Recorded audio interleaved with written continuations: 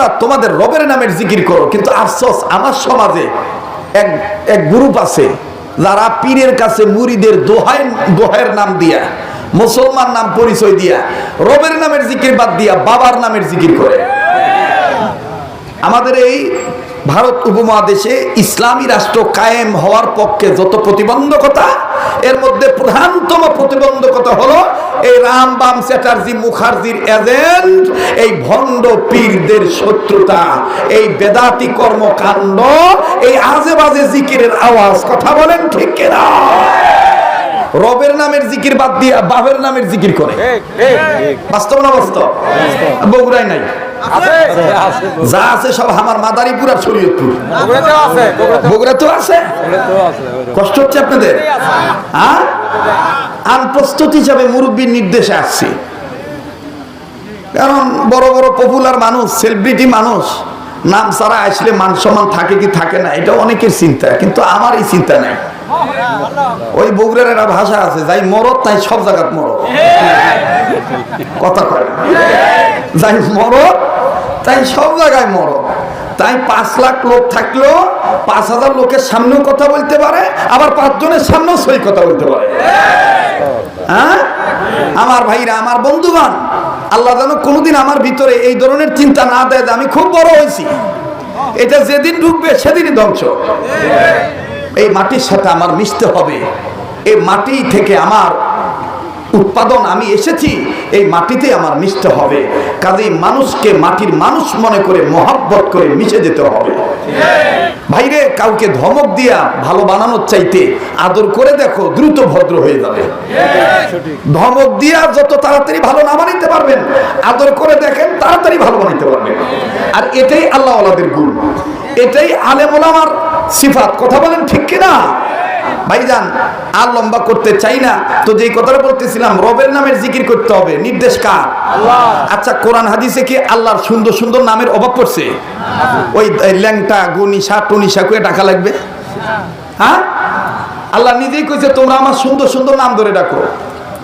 ওয়ালিল্লাহিল আসমাউল হুসনা। আল্লাহ বলেন তোমরা আমার সুন্দর সুন্দর নাম ধরে ডাকো। আল্লাহ সুন্দর নাম ধরা ডাকা বাদ দিয়ে কি গনিশা, ল্যাংটা ও মুক্তমুখ। আল্লাহ মাফ করুক, আল্লাহ দিনের সহিবুল দান করুক, হেদায়েত নসিব করুক। বলেন আমিন। তো মুহতারাম হাজিরিন, এই কোরআনুল কারীমের মাধ্যমে আল্লাহ পাক ঈমানদারদেরকে ডাক দিলেন, ও ঈমানদার বান্দা বান্দীগণ, তোমরা নিজেরা জাহান্নামের আগুন থেকে বাঁচাও, নিজেদের অধীনে যারা আছে তাদেরকে জাহান্নামের আগুন থেকে বাঁচাও। নির্দেশ কার? মনে আছে কিনা জানি না, উম্মতে মুহাম্মদীদের জাহান্নাম থেকে বাঁচার পথ কয়টা? 4টা। 4টা তো আর বলার সময় পাবো না, 2 নম্বরটা বলে দিয়ে যাই।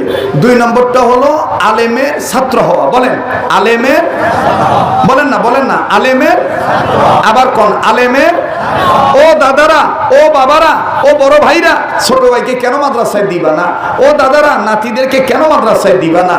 ও বড় ভাইরা, ছোট ভাইকে কেন মাদ্রাসায় দিবা না?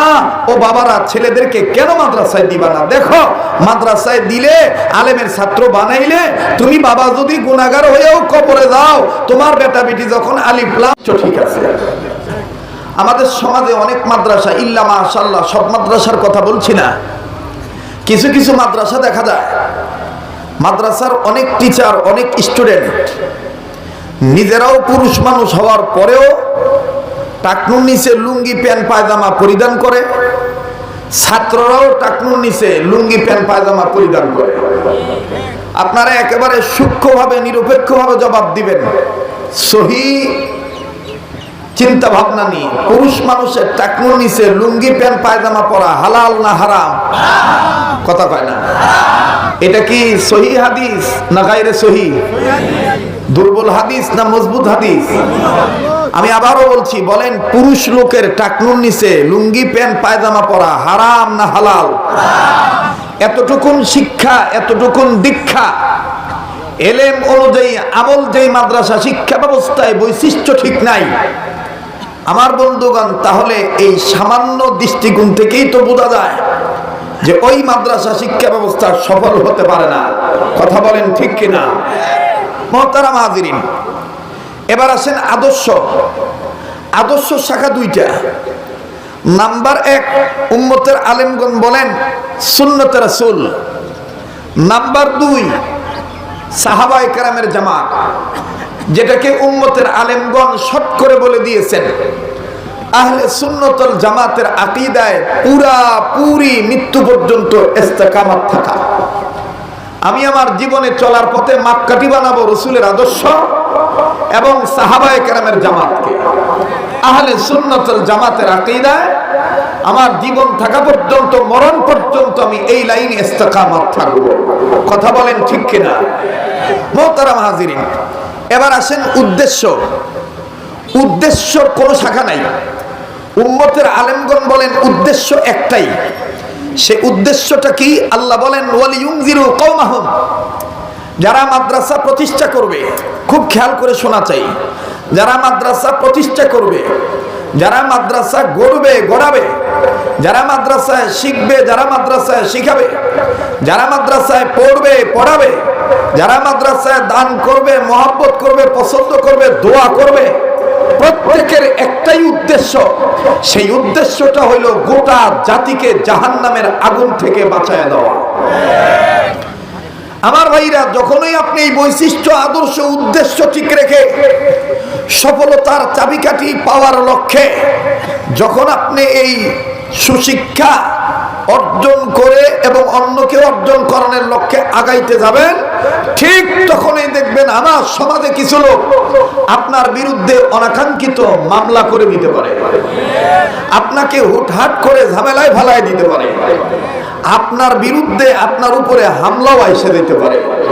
কিন্তু রাসূল, সাহাবায়ে কেরামের জামাত, তাবেঈনগণদের জামাত, আইম্মায়ে মুজতাহিদগণদের জামাত, আউলিয়া কেরামদের জামাত আমাদেরকে শিক্ষা দিয়ে গেছেন, তোমরা মুসলমানের সন্তানেরা জীবন দিতে রাজি থাকবা, বাতিলের কাছে মাথা নত করে কখনোই কোনো সময় ইসলাম শিক্ষার গায়ে দাগ লাগাইতে দিবা না, কলঙ্কিত হতে দিবা না, প্রয়োজন বোধে হাসি মুখে ফাঁসির দড়ি গলায় নিবা, বাতিলের কাছে মাথা নত করবা না। আমার বন্ধুগণ, আমার ভাইরা, আপনারা এই কথাগুলি যদি আলেমদের দরদি হয়ে বুঝতে চান, যদি শুনতে থাকেন, ইনশাআল্লাহ আমার দেশে কোনো ব্যক্তির ক্ষমতা নাই, সাহস হবে না মানুষকে বান্দর বানাইতে চায়। আপনারা একটু সাহস করে বলেন আমরা মানুষ না বান্দর? যারা আসতে বললেন তারা মনে একটু ঝামেলাতে আছেন নাকি? বলেন আমরা মানুষ না বান্দর? আবার কোন মানুষ না বান্দর? মানুষ। ভাই, মাদ্রাসা শিক্ষা ব্যবস্থার মধ্যে আর ইলমে দ্বীন শিক্ষা করা প্রতিটি নর নারীর জন্য ফরজ। তলাবুল ইলমি ফারিদাতুন আলা কুল্লি মুসলিম।